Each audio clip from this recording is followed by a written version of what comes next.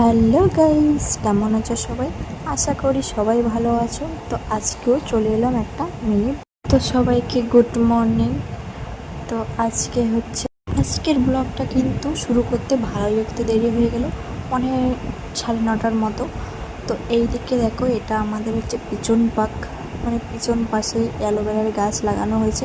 এগুলো কিন্তু ততটাও ব্যবহার করি না আমি, তত বেশি কেউ ব্যবহার করে না। আমার ননদ এসে আসলে একটু ব্যবহার করে, ও বেশি একটু চুলে মাখে, বিশেষ করে বেশি। আর আমি কিন্তু ততটাও মাখি না, মাঝের মধ্যে মুখে টুকে লাগাই। এইদিকে দেখো, ফ্রিজে ছিল কালকের রাতের মাংস। আর এইদিকে বর আনছে আইসক্রিম। আমার তো এখন আইসক্রিম খাওয়া যায় না, তো কি করব, কিন্তু খাচ্ছি না, যদি মামা আমায় ঠান্ডা লেগে। তারপর দেখো, সোনাকে চান টান করিয়ে ফ্রেশ করে দিয়ে সোনা ঘুমিয়েও গেছে। ও প্রত্যেক দিন চান করার পরে পরেই ঘুমিয়ে যায়, একটা নিয়ম আছে আর কি, ও নিয়ম নিয়ে ঘুমিয়ে যায়। তারপর দেখো, আমি খেতে আসি। আজকের মেনুতে হয়েছে ডিম ভাজা, তারপরে উচ্ছে ভাজা, এদিকে উচ্ছে ভাজা বলে, আর সে মাংস, তারপরে একটা পটল, মানে মা পটলের চচ্চড়ির মতো একটা রান্না করছে, ঘন্টর মতো, আর হচ্ছে ডাল। আর এই দিকে দেখো, এটা আমাদের পেয়ারা গাছ, দেখো পেয়ারা হচ্ছে।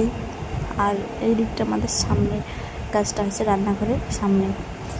আর এই দিকে দেখো, আমাদের গাছের পেঁপে, খেতে কিন্তু খুব মিষ্টি। আমি ততটাও পেঁপে খাই না, কিন্তু আজকে দেখলাম মা কেটে রাখছে, তাই খাচ্ছি। পরে কিন্তু আমাদের রাস্তার সামনে একটা দোকান আসলো, আখ রসের দোকান। তো বর গিয়ে আখ রস নিয়ে এলো দেখো, আর দুটো আখ নিয়ে এসছে মোটা মোটা। দেখো এদিকে আমি হচ্ছে বরকে আখ রস দিলাম, এদিকে ঠাকুমাকেও দিয়ে, ঠাকুমা যেহেতু এখানে আছে, মাম্মামকে দেখছি। আমি এদিকে আখ রস আসছে তাই গোছাচ্ছিলাম। তারপর দেখো, ঠাকুমাকে দিয়ে আমি এক গ্লাস খেয়ে নিলাম। আর মা আর বাবা যেহেতু বাড়ি নেই, পরে খাবে, ওটা হচ্ছে ফ্রিজে রেখে দেবো। আর দেখো, খেয়ে এতটাই শান্তি লাগলো, মানে খুব ঠান্ডা। বিশেষ করে বেশি কিছু ঠান্ডা জিনিস খাই না, কিন্তু আখ রসটা যেন লোভ সামলাতে পারলাম না, অনেক দিন পর খেলাম খুব। তারপরেই দেখো, বর বলছিল আমাকে একটু হেল্প করো। তো কলেজের বরের কিছু প্রজেক্ট দিয়েছে, অনেকগুলো লেখা ইংরেজিতে। তো বলছে যে আমাকে একটু লিখে দিতে পারবে। আমি তো এখন মাম্মামকে সামলাবো, তাই বলছে আমি তো এখন পারবো না, তুমি লিখো, আমি দাঁড়িয়ে টেনে দিচ্ছি আর কি, অনেকটা হেল্প করে দিচ্ছি। মানে ওটাও একটা কাজ, ওটা এগিয়ে রাখলে ওর একটু বিশেষ করে বেশি ইয়ে হবে, তাড়াতাড়ি হয়ে যাবে লেখাটা। তাই দেখো, আমি এদিকে দাঁড়িয়ে টেনে দিচ্ছি, আর বলছি যে আমি এখন পারবো না, পরে দিব যখন মাম্মাকে বড়। বরকে দেখাচ্ছিলাম এইরকম করে দাড়ি টানবো, তো বর বললো হ্যাঁ এরকম করে। তারপরে দেখো, বর চলে গেছিলো একটু বাজারে।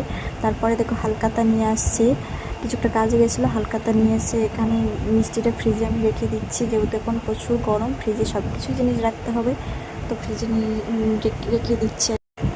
তারপরেই ভাবছি খুলে দেখি, তো